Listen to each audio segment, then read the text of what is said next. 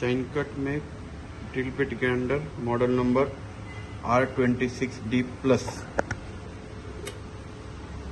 along with the cordlets, collet holder. You can drill tapered and parallel shank also. Okay, this is the on off button. This is the drill setting area. Here you can do relief angle. यहाँ पे you can do point angle. Start. Machine start.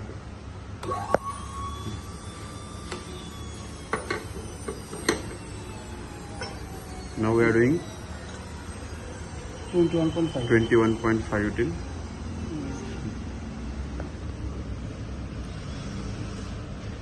You can set here 21.5 like this on this line.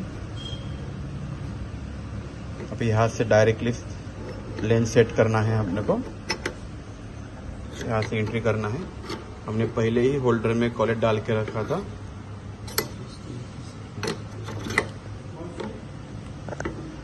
जो drill का taper रहता है, ये angle को यहाँ पे पैरेलल सेट करना है अपने को।